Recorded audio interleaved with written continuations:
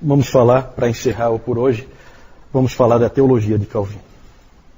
O grande livro de Calvino chama-se Institutas da Religião Cristã.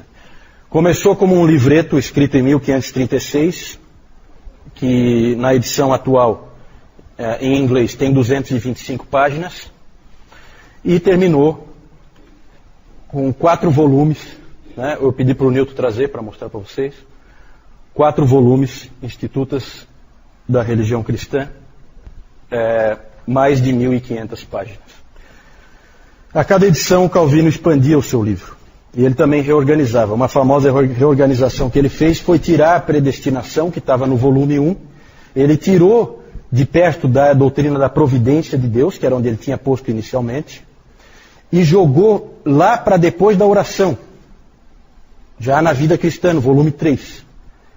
Ele fez esse arranjo porque ele entendia que a predestinação ela não serve para você alcançar uma pessoa. Ela serve para dar conforto para quem já é cristão.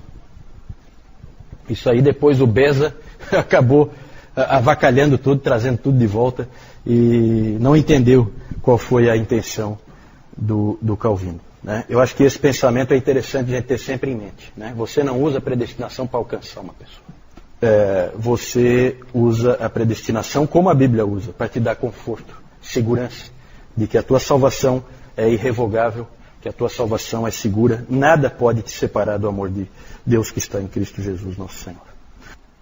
Ele ia aumentando o livro, ele nunca mudou nada no livro, mas ele ia aumentando. Ele ia enriquecendo com citações das Escrituras, com citações dos pais, dando apoio para ele. Os pais favoritos dele eram Crisóstomo e Bernardo de Claraval, né, mais recente o Bernardo, já da Idade Média, e principalmente Agostinho.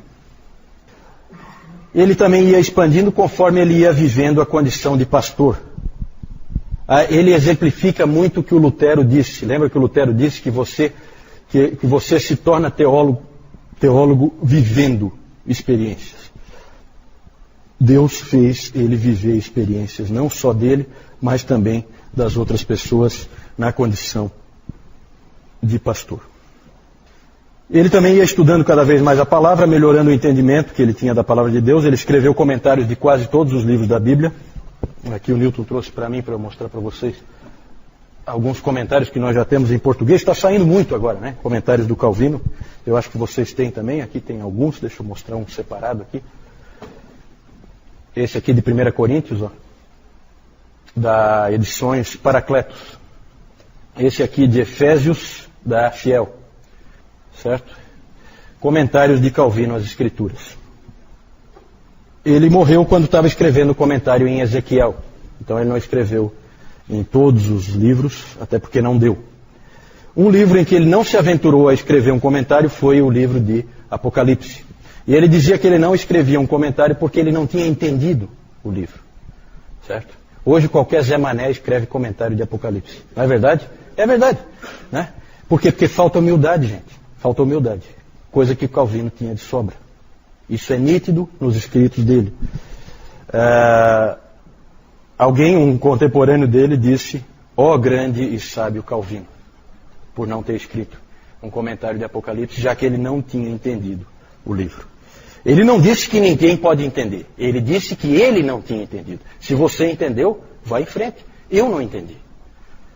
Certo? O professor Calhoun disse que 4 palavras descrevem os comentários de Calvino: exatidão, clareza, brevidade e humildade. Ele começou com Romanos em 1540, porque ele achava que Romanos era uma chave para interpretar toda a Escritura. E realmente é, né? Quanto às institutas da religião cristã, características dela. Em primeiro lugar, ela é bíblica, extremamente bíblica. É uma obra com quase 7.000 citações bíblicas. Calvino ele é obcecado por dar base bíblica para tudo que ele defende. Sempre, sempre. E nunca ir além do que a Escritura diz. O John T. McNeill disse que a prontidão de Calvino em trazer trechos das Escrituras para apoiar todo e qualquer ponto de argumentação é impressionante e provavelmente nunca foi superada. A Escritura sempre, sempre, sempre. Em segundo lugar, ela é sistemática. essa obra é sistemática.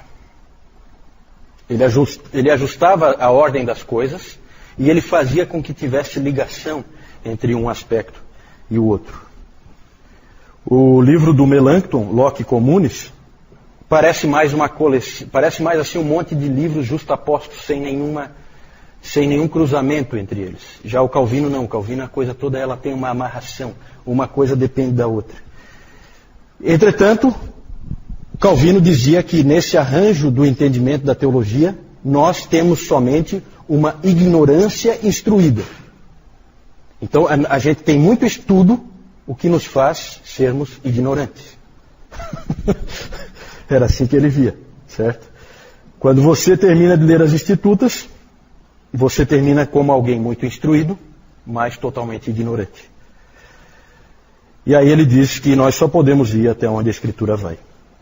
Ele sempre usava a figura de que quando você tenta ir além das Escrituras, você cai num labirinto. Ele usava a palavra francesa, que eu acho que é bem parecida, para labirinto. Se você for além das Escrituras, você cai num labirinto. Não caia no labirinto. Fique sempre até onde as Escrituras vão. E ele fez exatamente isso na doutrina da eleição, pela qual ele é muito conhecido. Certo? Ele pegou a eleição, como está na palavra, e levou até onde dá para ir.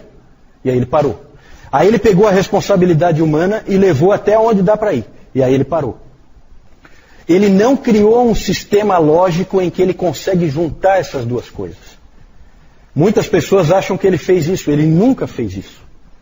Por causa da humildade dele que ele tem diante de Deus e diante da palavra de Deus. O que ele fazia era o seguinte: ele leva as duas até onde a Escritura vai, e aí ele cai aos pés de Deus em adoração, como Paulo fez em Romanos 11, 33 a 36. Ó a profundidade da riqueza e da sabedoria e do conhecimento de Deus. É mais ou menos a mesma atitude. E aí a gente entra exatamente nesse próximo aspecto das Institutas, que elas são devocionais. Certo? Sempre há um elemento de adoração nelas. Parece estranho, mas o Warfield disse que não é a mente, mas o coração que Calvino tenta atingir primariamente com a sua teologia. Na primeira edição das Institutas, o subtítulo era Institutos da Religião Cristã, subtítulo: O sumário da piedade e do que quer que seja necessário saber quanto à doutrina da salvação. Então, o Tomás de Aquino tinha escrito a Summa Theologiae, sumário da teologia, do conhecimento de Deus. O Calvino escreveu a Summa Pietatis, o sumário da piedade. Certo? É diferente, a abordagem é diferente. O Calvino dizia que se as Escrituras te permitissem ir além do que ele foi, então vá. Só não vá se as Escrituras não te permitem ir. Quanta gente precisa ouvir essas coisas, hein, gente? Ele foi o mais longe que ele conseguiu ir. Mas é impressionante como em alguns pontos ele para e adora. Quando ele estava, no capítulo 5 do livro 1, quando ele estava tratando da doutrina da Trindade, ele diz assim: é uma doutrina feita mais para que adoremos do que para que investiguemos meticulosamente. Quando ele escreveu sobre a doutrina da eleição, ele diz assim, no final: Deus quis que nós reverenciássemos, mas não que nós entendêssemos, para que também através disso ele nos enchesse de assombro. Né? Então vejam bem, gente, tem muita gente por aí que diz: não, calvinismo é o fatalismo, nem o cara... Não. Calvinismo é Escrituras. Ninguém disse que nós tínhamos entendido. Calvino nunca disse que... acabou de dizer. Deus quis que nós reverenciássemos, mas não que entendêssemos. Por quê? Porque Deus quer de nós adoração. Adoração. Por fim, as Institutas são práticas. Nada é mais marcante no trabalho do Calvino do que o fato de que ali você vê a síntese de um indivíduo que é um exegeta, um teólogo sistemático, um pastor e um pregador. Tudo junto, numa única pessoa. Ele não queria ser isso, mas Deus queria que ele fosse. Deus queria que ele fosse. Que ele fosse essas quatro coisas numa única pessoa, para que ele pudesse fazer o que ele fez, porque esse indivíduo vai irradiar o protestantismo para muitos outros lugares. certo? Muito mais do que o Lutero. Lutero é fundamental porque o Lutero abriu a porta. Só que o Calvino é o organizador daquele bando, transformando num exército, certo? E a maioria das igrejas protestantes descendem indiretamente de Genebra, porque todo mundo foi aprender lá para depois aplicar nos seus respectivos países, certo? O Dr. Calhoun diz que se o Calvino tivesse seguido o seu caminho para Estrasburgo e tivesse se isolado numa torre de marfim, se tornando um acadêmico, ele também teria escrito as Institutas da Religião Cristã. Mas seria um outro livro, um livro diferente, certo? E o que nós temos é muito melhor. Muito melhor. Porque é um livro escrito por um indivíduo que foi forçado por Deus a viver a vida, apesar de ser um grande intelectual. A T.H.L. Parker disse: as Institutas de Calvino não foram escritas numa torre de marfim, mas no meio de agruras com crianças e de choro de bebês. Porque a casa onde Calvino morava tinha uma série de parentes que moravam com ele, todos com crianças pequenas. Então ele estudava com choro de criança, com todo tipo. As mulheres, inclusive, têm esses episódios, né, que as mulheres tratavam de todo jeito de isolar um pouco as crianças para defender o Calvino e ele conseguir se concentrar um pouco melhor lá onde ele estava estudando e escrevendo, né? O Calvino, para mim, minha avaliação, ele é muito parecido com o apóstolo Paulo, né? Toda a atitude dele, tudo que ele faz, a maneira como ele age, a maneira como ele escreve, acho que lembra muito. Só para encerrar, eu coloquei aí por último a questão da adaptação. O Calvino diz várias vezes que a Bíblia, esse livro, é Deus falando em linguagem infantil. É um pai que fala para os filhos em linguagem para criança. Ele usa parábolas. Hoje de manhã o Newton usou a figura do oleiro, né? Ele se colocou como um oleiro. Para quê? Para a criancinha dele entender, né? Porque vocês são pequenos, vocês não entendem nada. Eu preciso, como um pai, explicar para vocês. Essa é a atitude de Deus, era isso que Calvino dizia. Então Calvino falava muito da acomodação, da adaptação das Escrituras a nós. É um livro escrito para seres humanos. É um livro escrito para que a gente consiga entender e adorar, né? Mas ele não vai revelar tudo. Nós não vamos entender tudo sobre Deus na palavra. E ele dizia que a mesma coisa deve ser feita na igreja por aqueles que ensinam. Eles devem ter a mesma preocupação. Fazer com que as pessoas entendam a mensagem. Que elas se adaptem. É claro que um indivíduo que sai de um grande seminário com um doutorado em teologia, ele pode vir aqui e falar durante horas coisas que nenhum de nós vai entender. Mas para que serve isso? Além de uma exibição gratuita de capacidade, ou sei lá, né? Não é esse o propósito de Deus. O propósito de Deus é que a palavra chegue a todas as pessoas. Então, nas Institutas, há também essa adaptação. Infelizmente, as traduções são muito complicadas. Porque os tradutores, eles gostam de complicar, não sei porquê, né? Existem algumas escolas assim de tradução que gostam de falar bonito e tal. E o Newton estava comentando isso comigo hoje de manhã, que é muito difícil pegar essa edição das Institutos, que está em português, e entender alguma coisa, né? O próprio Dr. Calhoun, ele fala para os alunos dele, peguem nessa tradução aqui. Ele diz qual é, a tradução em inglês, né? Porque as outras não dá para entender nada, certo? Porque o tradutor resolveu, né? Sabe quando tenta rebuscar de graça, né? Contra o espírito do Calvino. O espírito do Calvino nunca foi esse, tá certo?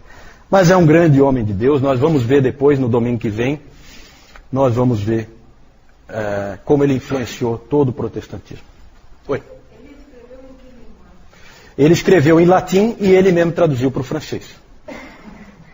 Eles escreviam, todos esses intelectuais escreviam em latim. O próprio Lutero, né? Como é que ele lia Lutero? Ele lia Lutero em alemão? Claro que não. Ele lia Lutero em latim. Latim era a língua universal, então eles escreviam em latim.